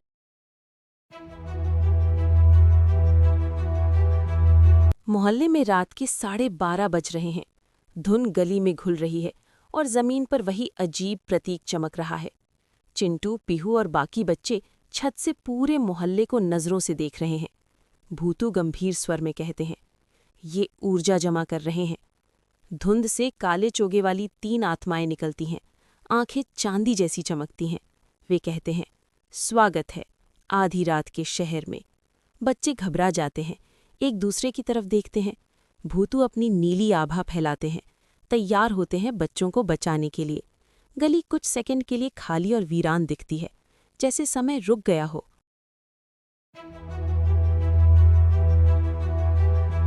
सारा मोहल्ला अचानक थम गया। हवा, पेड़, कारें सब जैसे रुक गए हों। चिंटू और पीहू ने देखा कि बाकी दुनिया जैसे जम गई है, लेकिन वे और भूतू हिल रहे हैं। देवांश गंभीर स्वर में बोले, ये समय आवरण है, सावधान रहो। काले चोगे वाली आत्माएं बच्चों के चारों ओर घेरा बनाती हैं। एक आत्मा फुसफुसाती है, बचपन की ऊर्जा सबसे शुद्ध होती है। चिंटू गुस्से में चिल्लाता है, हम बैटरी नहीं है। भूतू हमला करते हैं, लेकिन उनकी शक्ति सीमित है। ऊर्जा आधा असर दिखाती है। आसमान में आधा चांद खून जैसा लाल हो जाता है। माहौल भयावह हो जाता है।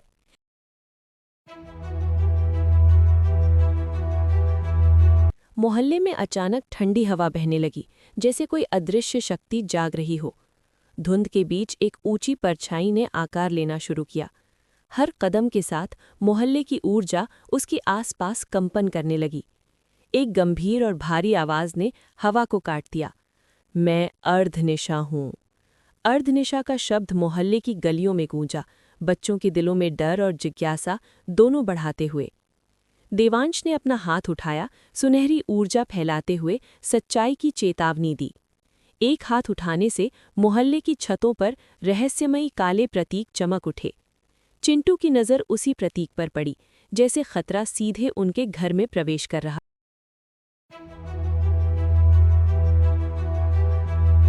मोहल्ले के बच्चे अब समझ रहे थे कि अकेले डरना काम नहीं आएगा। मीना ने तकनीक का सहारा लिया, हर गलियारे की लाइव जांच करते हुए। रवि की आंखों में अब डर के साथ समझदारी भी झलक रही थी। उसकी आवाज में हल्की कांप थी, पर सच्चाई भी थी। भूतों ने बच्चों को सच बताया। इन आत्माओं का मकसद केवल डराना नहीं, बल्कि नियंत्रण करना है।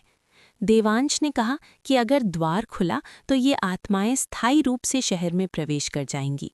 अब उनका मिशन स्पष्ट था, विरोध करना और निशाचर संघ को रोकना। बच्चों ने देखा कि गली के बीच एक विशाल ऊर्जा स्तंभ उठ रहा है।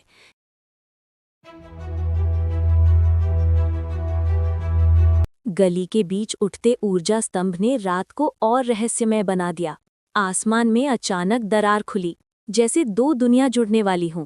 नीचे गिरती रोशनी ने पूरे मोहल्ले को रहस्य और डर में डुबो दिया।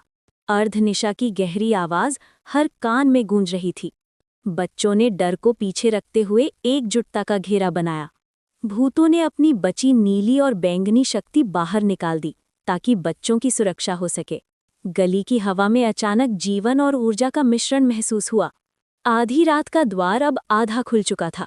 खतरा और रहस्य दोनों गहरे हो गए थे।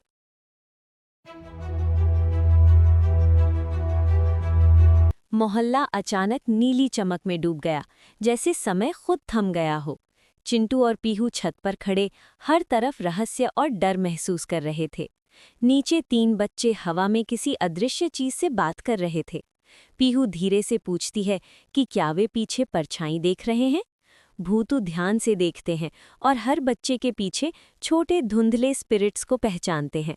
आसमान में अचानक लाल चिन्ह चमकता है, बीच में टूटा हुआ चांद। भूतू घबरा जाते हैं और चिंटू मजाक में सवाल करता है, लेकिन भूतू गंभीर हैं।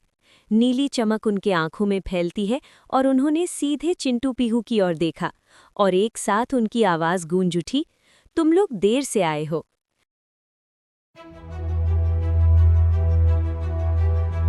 सुबह का सूरज सब कुछ सामान्य दिखाता था, लेकिन मंदिर के पीछे दीवार पर लाल चिन्ह जिंदा था। चिंटू हाथ लगाते ही दीवार हल्की हिलती है, जैसे कुछ छुपा हुआ हो। पीहू चिल्लाती है, ये नकली दीवार है। भूतू अपनी आध्यात्मिक शक्ति दीवार पर लगाते हैं। नीली आभा फैलती है, दीवार धीरे धीरे खुलती है और अंदर एक लंबी सुरंग प्रकट होती है।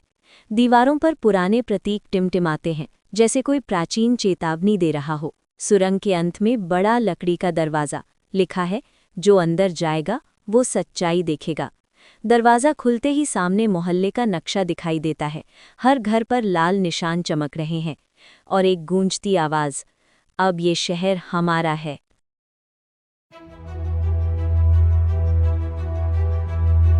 कमरे के बीचों बीच एक गोल हॉल था। चारों तरफ पारदर्शी आकृतियां बैठी थीं। बीच में ऊंची कुर्सी पर बैठा एक लंबा सफ़ेद धुएं जैसा आत्मा, प्रधान आत्मा। भूतू चौंक जाते हैं। आप मुझे जानते हैं? प्रधान, तुम कभी इस संघ का हिस्सा थे। पीहू और चिंटू एक दूसरे को देखते हैं। पीहू, भैया, आपने ये नहीं बताया। भूतू मौन है। उनकी नीली आभा हल्की कंपकपाती है। प्रधान आत्मा, शहर की ऊर्जा कमज़ोर है, हम इसे अपने क्षेत्र में जोड़ेंगे। चिंटू, मतलब पूरा मोहल्ला भूतों का? प्रधान मुस्कुराता है। सभी आत्माएं गायब हो जाती हैं। कमरे में सिर्फ एक जलता हुआ लाल चिन्ह बचता है।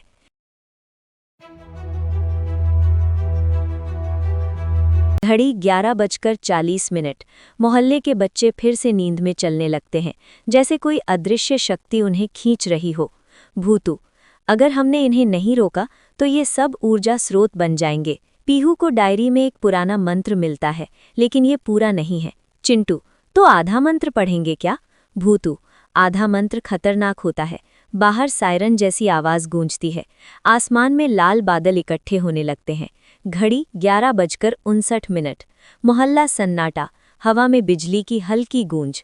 प्रधान आत्मा आसमान में विशाल आकार में प्रकट होता है। समय पूरा। घड़ी 12 बजाती है। पूरा मोहल्ला अंधेरे में डूब जाता है। अब आधी रात का द्वार खुल चुका है और निशाचर संघ की शक्ति धीरे धीरे मोहल्ले पर फैलने लगी है।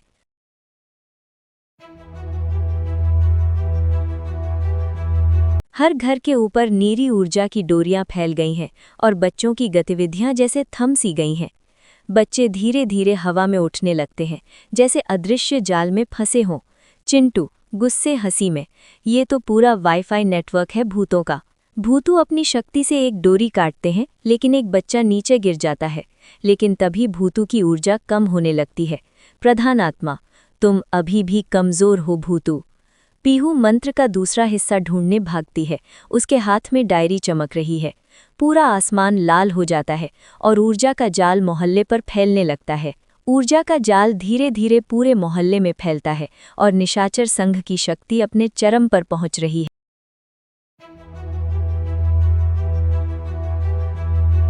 भूतू अपनी पूरी शक्ति लगाने के बाद जमीन पर गिर जाते हैं, थके हुए और कमज़ोर। चिंटू पहली बार डर के मारे रुक जाता है। चिंटू जोर से, भैया उठो ना। प्रधान आत्मा पास आता है। उसका लाल सुनहरी आंखों वाला रूप धमकाता है। पीहू मंदिर की ओर दौड़ती है। घंटी अपने आप बजने लगती है। पीहू को मंदिर में एक छिपा हुआ श्लोक मिलता है। वो दौड़ते हुए बाहर आती है और मंत्र पढ़ने लगती है।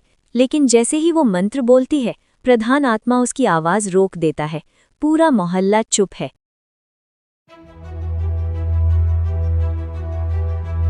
चिंटू अचानक चिल्लाता है, सब लोग जागो, अपने बच्चों के नाम पुकारो। मोहल्ले के मम्मी पापा बाहर आते हैं, अपने बच्चों को पुकारते हैं। सब बच्चे धीरे धीरे नीली चमक खोने लगते हैं। भूतू अपनी नीली और सफ़ेद आभा के साथ धीरे धीरे उठते हैं। इंसानों का प्यार, यही असली शक्ति है, भूतू कहते हैं। प्रधान आत्मा धीरे धीरे कमज़ोर होने लगता है। उसकी लाल सुनहरी रोशनी मंद होती है। लेकिन आखिरी बार प्रधान पूरी ताकत से हमला करता है। आसमान बिजली से भर जाता है। सभी बच्चे, भूतू और मोहल्ला एकजुट होकर खड़े हैं, आकाश में चमकती बिजली के बीच। पीहू पूरे मन से मंत्र पढ़ती है। हर शब्द में विश्वास झलकता है। नीली और सुनहरी रोशनी आपस में मिलकर एक तेज चमक बनाती है। भूतू अपनी पूरी शक्ति हाथों में समेटते हैं। ऊर्जा केंद्रित होती है। प्रधान आत्मा गुस्से में चिल्लाता है, तुम नियम तोड़ रहे हो। भूतू बोलते हैं, मैं सही के लिए नियम तोड़ रहा हूँ। सारी ऊर्जा एक बिंदु में इकट्ठी होकर आसमान की ओर फट पड़ती है। मोहल्ले के ऊपर लाल चिन्ह धीरे धीरे टूटने लगता है। टुकड़े हवा में उड़ते हैं। सारा मोहल्ला शांत, बच्चे सुरक्षित, भूतू मुस्कुराते हैं और आसमान साफ।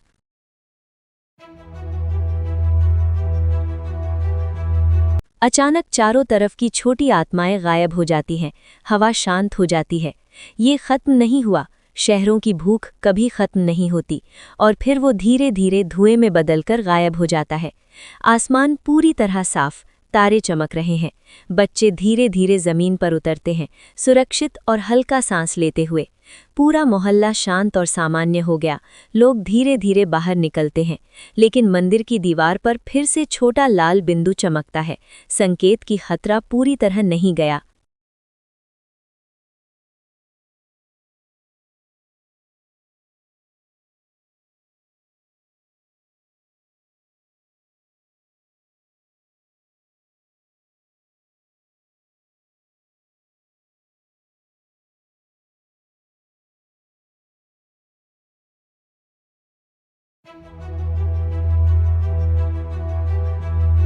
सूरज की पहली किरण मोहल्ले पर पड़ती है। वातावरण शांत और हल्का लगता है। बच्चे और मोहल्ले वाले राहत महसूस करते हैं। हल्की मुस्कान सबके चेहरे पर। चिंटू हंसते हुए कहता है, अब तो छुट्टी मिलनी चाहिए हमें। पीहू हल्की हंसी के साथ उसकी बात सुनती है। भूतू धीरे धीरे हवा में तैरते हुए दिखाई देते हैं, अब शांत और संतुलित। एक रेडियो अचानक बजता है और आवाज़ कहती है, शहर के दूसरे हिस्से में अजीब घटनाएं। चिंटू पीहू भूतू एक दूसरे की ओर देखते हैं, चिंता और हिम्मत के भाव उनके चेहरे पर। शांति केवल क्षणिक थी, नए खतरे की झलक हवा में महसूस होती।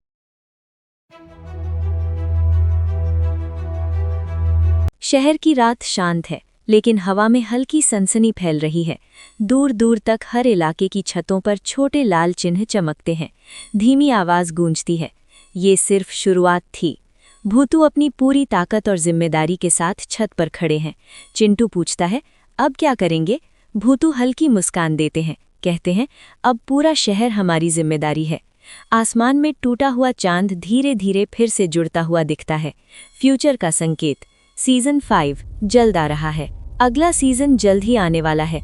अगर आपको ये सीजन पसंद आया हो तो वीडियो को लाइक और चैनल को सब्सक्राइब करें।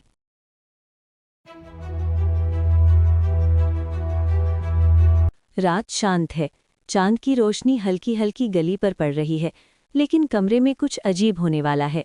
चिंटू के हाथ से नीली रोशनी निकलती है। कमरे की चीजें हवा में तैरने लगती हैं। अलार्म घड़ी 12 बजते ही फट जाती है, सिर्फ आवाज के साथ। सुबह चढ़ती है। चिंटू उठता है और पीहू कमरे में आती है। भूतू गंभीर हो जाते हैं। ये शक्ति स्थायी है और खतरनाक भी। चिंटू समझता है शायद वो सुपर हीरो बन चुका है। अचानक टीवी अपने आप ऑन हो जाता है। स्क्रीन पर काली आकृति झलकती है। हमने उसे ढूंढ लिया। अंधेरा कमरा, सिर्फ नीली रोशनी का हल्का झोंका।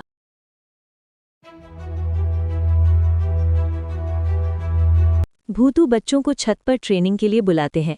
पहली बार हवा और शक्ति के नियंत्रण का अभ्यास शुरू होता है। चिंटू हाथ उठाता है।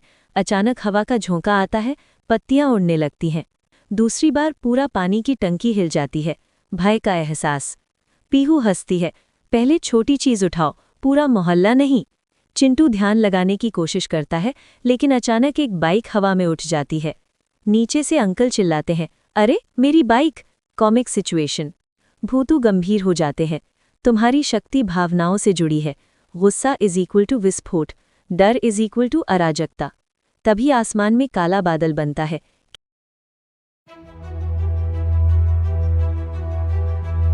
चिंटू स्कूल में गुस्से में है। किसी ने उसका मजाक उड़ाया। अचानक पूरा क्लासरूम हिलने लगता है। ब्लैकबोर्ड फट जाता है। डर और हड़कंप फैलता है। बच्चे डर जाते हैं, खुद को सुरक्षित कोने में छुपाते हैं। चिंटू खुद डर जाता है, मैंने ये नहीं चाहा। पीहू शाम को समझाती है, शक्ति से पहले दिल संभालो। उसी रात काली आकृति छत पर उतरती है। धीमी आवाज, भावनात्मक जादू, बिल्कुल सही हथियार।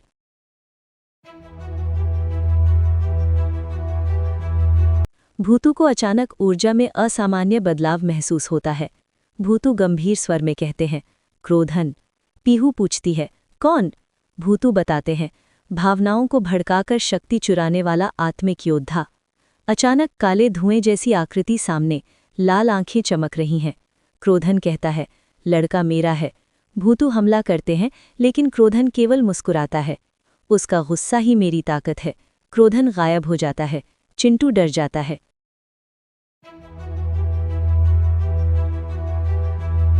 चिंटू सपना देखता है। शहर आग की लपटों में डूबा हुआ। अचानक उसके शरीर से नीली बिजली निकलती है। पूरा मोहल्ला कुछ सेकंड के लिए अंधेरे में डूब जाता है। लाइट लौटती है, लेकिन मंदिर की घंटी टूट चुकी है। भूतू गंभीर स्वर में कहते हैं, अगर तुमने कंट्रोल नहीं किया तो वो जीत जाएगा। अचानक दीवार पर लिखा उभरता है, जल्द मिलेंगे। चिंटू डर के साथ पीछे हटता है, समझ नहीं पा रहा कि शक्ति का सही इस्तेमाल कैसे करे। भूतू और पीहू देखते हैं, संदेश एक चेतावनी है, आने वाले खतरे की तैयारी।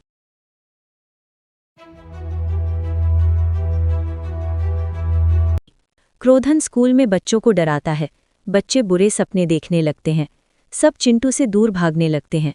चिंटू अकेला बैठा धीरे से बोलता है, क्या मैं सच में खतरा हूँ? उसके आंसू गिरते हैं और जमीन पर नीली दरार बनती है। भूतू समझते हैं, अब वो इसे तोड़ना चाहता है, अंदर से। क्रोधन दूर से मुस्कुराता है, बच्चों की शक्ति चुराने के लिए तैयार। नीली दरार का प्रकाश चमकता है, आने वाला खतरा महसूस होता है।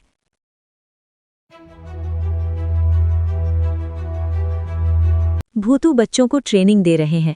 भूतू, गुस्से को शक्ति मत बनाओ, प्यार को बनाओ। चिंटू ध्यान लगाने की कोशिश करता है, लेकिन अचानक क्रोधन प्रकट होता है। क्रोधन, भावनाओं को दबाओ मत, उन्हें भड़काओ। वो चिंटू को उसके गुस्से के दृश्य दिखाता है। चिंटू कांपने लगता है, डर और गुस्सा मिलकर ऊर्जा बढ़ाते हैं। नीली रोशनी स्थिर नहीं, आने वाला युद्ध महसूस होता है।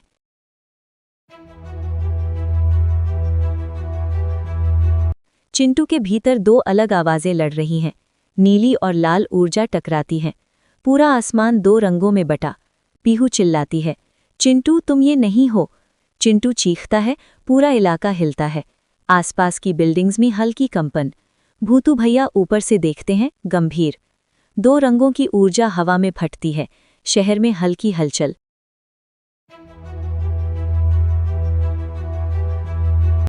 क्रोधन कहता है, मुझे बस एक बार पूरी शक्ति दे दो।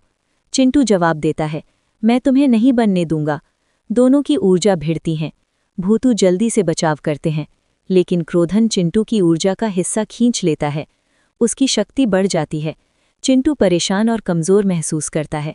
पूरा मोहल्ला हल्की हलचल महसूस करता है।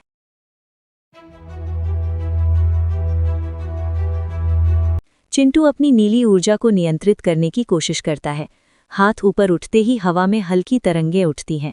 पीहू चीखती है, धीरे, अपनी शक्ति का ध्यान रखो। भूतू भैया गंभीर नज़रों से चिन्हित ऊर्जा का निरीक्षण करते हैं। काला धुआं और लाल आंखों वाला क्रोडान अचानक सामने प्रकट होता है। चिंटू अपनी नीली ऊर्जा को समेटता है, मैं टूटने नहीं दूंगा। क्रोडान पीहू की ओर लाल ऊर्जा फेंकता है।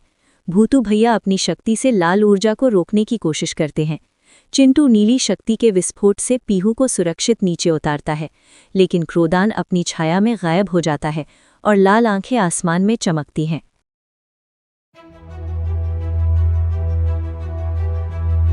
पीहू हवा में स्थिर खड़ी है, उसके चारों तरफ हल्की नीली चमक फैल रही है। क्रोधान घबराहट पैदा करने की कोशिश करता है, लाल ऊर्जा के झटके हवा में फैलते हैं। चिंटू कांपता है, उसकी आंखों में आंसू और डर है, लेकिन वो गुस्सा नहीं करता। वो धीरे से कहता है, मैं डरता हूं, पर मैं गलत नहीं बनूंगा। नीली रोशनी स्थिर हो जाती है, हवा में फैलती हुई हल्की तरंगें शांत हो जाती हैं। क्रोधान चौंक जाता है, उसकी लाल आंखें तेज चमकती हैं। भूतू भैया ऊपर से स्थिति का निरीक्षण करते हैं, थोड़ी राहत के साथ। क्रोधान अस्थिर लाल ऊर्जा छोड़कर दूर धुएं में गायब हो जाता है।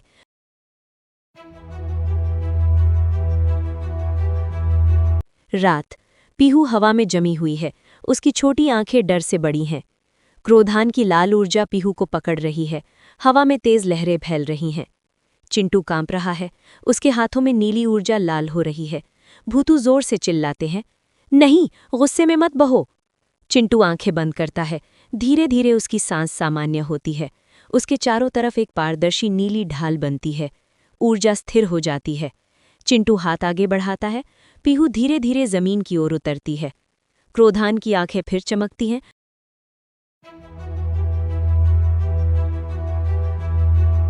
सुबह नहीं होती, पूरा शहर लाल धुंध में ढका है। लोग एक दूसरे को डरावनी शक्ल में देखने लगते हैं। एक बच्चा अपनी माँ को राक्षस की तरह देखता है और चिल्लाता है। दो दोस्त डरकर एक दूसरे से भागते हैं। पीहू चिल्लाती है, ये सामूहिक भ्रम है। भूतू कहते हैं, वो सबकी भावनाएं उलझा रहा है। चिंटू सड़क के बीच खड़ा है, उसे हर तरफ चीखें सुनाई देती हैं। क्रोधान आसमान में विशाल रूप में प्रकट होता है। ये है डर की असली ताकत। चिंटू घुटनों पर गिरता है, उसकी हथेली जमीन छूती है। नीली हल्की लहर फैलती है, लेकिन तुरंत लाल धुंध उसे निगल लेती है। क्रोधान कहता है, तुम अभी भी छोटे हो।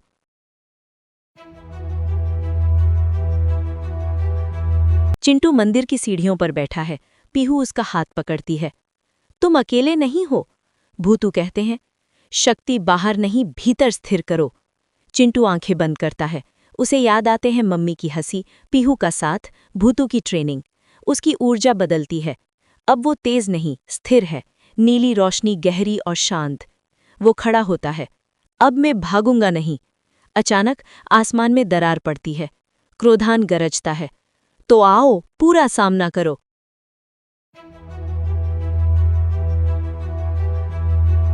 आसमान काला, दोनों हवा में आमने सामने। क्रोधान की ऊर्जा तूफान जैसी, चिंटू की ऊर्जा शांत सागर जैसी।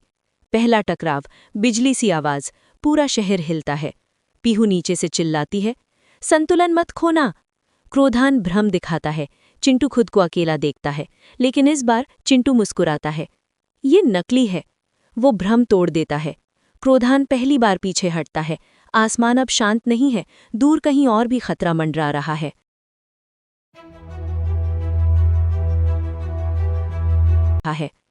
क्रोधान गुस्से में आकार बढ़ाता है। अब वो पूरे आसमान जितना बड़ा। मैं डर हूं, मुझे खत्म नहीं किया जा सकता। चिंटू सांस लेता है। डर खत्म नहीं होता, लेकिन उसे जीता जा सकता है। वो अपनी सारी ऊर्जा एक बिंदु में समेटता है। नीली रोशनी सफेद होने लगती है। भूतू हैरान, ये शुद्ध ऊर्जा है। लेकिन चिंटू की ताकत घट रही है। अगर ये फेल हुआ तो आसमान में संतुलन टूटने वाला है और भविष्य अनिश्चित है।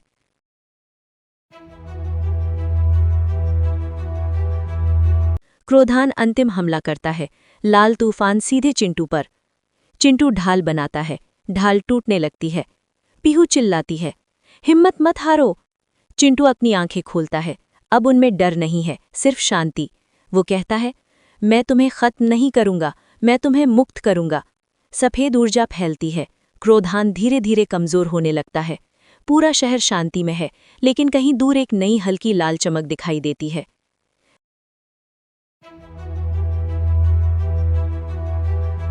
सफेद रोशनी क्रोधान को घेर लेती है। उसका लाल रंग फीका पड़ता है। वो चीखता है, ये क्या है? चिंटू, स्वीकार। वो धुएं में टूटने लगता है। उसकी आवाज कमजोर, तुम अलग हो। वो पूरी तरह घुल जाता है। आसमान साफ, शहर सुरक्षित है, लेकिन कहीं दूर मंदिर की छत पर हल्की लाल चमक फिर उभरती है।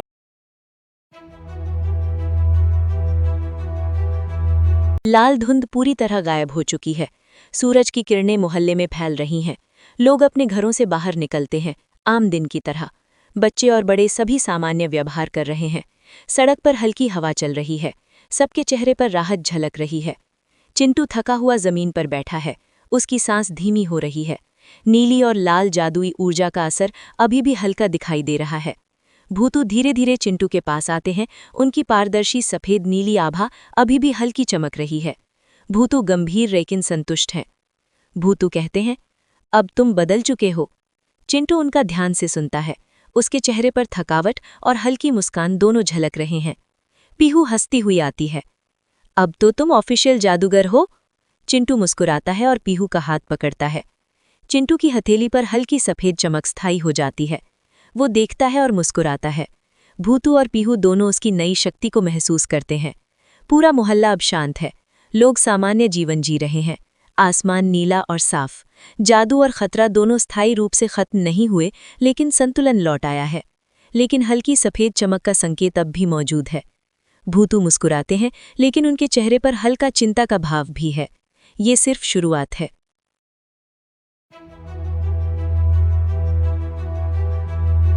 रात का समय। चिंटू छत पर अकेला खड़ा है। आसमान में हल्की हवा चल रही है। चिंटू अपना हाथ उठाता है। नीली और सफेद ऊर्जा कंट्रोल्ड और स्थिर दिखाई देती है। भूतू धीरे धीरे पास आते हैं। उनकी चमक अभी भी हल्की और शांत है। भूतू कहते हैं, अब ये शक्ति कभी नहीं जाएगी। चिंटू ध्यान से सुनता है। चिंटू धीरे से कहता है, तो अब मैं भाग नहीं सकता। उसकी आंखों में दृढ़ता और शांति दोनों झलकती हैं। भूतू कहते हैं, अब तुम रक्षक हो। चिंटू हल्का सिर हिलाता है। वो अपनी नई जिम्मेदारी महसूस करता है। दूर कहीं हल्की काली लकीर आसमान में चमकती है। संकेत है कि खतरा पूरी तरह खत्म नहीं हुआ। चिंटू, पीहू और भूतू भैया छत पर खड़े हैं। शहर शांत है, लेकिन निगरानी जारी है। अब उनकी नई जिम्मेदारी शुरू होती है।